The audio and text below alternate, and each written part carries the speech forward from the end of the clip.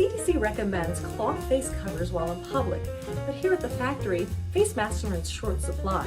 So I'm going to do my part to help slow the spread of COVID-19 by making cloth face masks out of materials I find right in my own home. The CDC website has sewn and unsewn versions of masks. I'm pretty handy with a sewing machine, so I'm going to make the sewn version.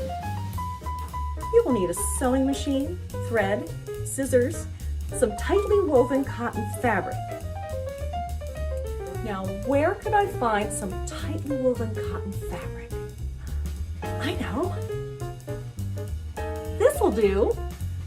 You're also going to need 2 6-inch pieces of elastic. Now don't worry if you don't have elastic, because you can use rubber bands, hair ties, string, or even cloth strips. I'm going to use this elastic headband. Start by cutting 2 10 by 6-inch rectangles out of your pre-washed fabric. Stack the 2 rectangles wrong sides together. The wrong side is the side of the fabric without a pattern on it.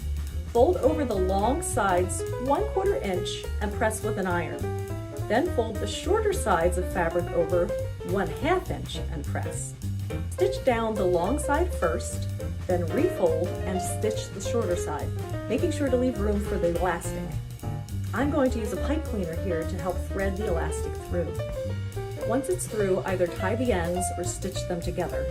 Gently pull the elastic so that the ends are tucked inside the fold, and then gather up the sides of the mask to adjust the fit to your face. Then securely stitch the edges into place to prevent the elastic from slipping. That was really easy. We should all do our part to help slow the spread of COVID-19 by wearing masks, washing our hands, and continuing our social distancing. I believe that we can do it.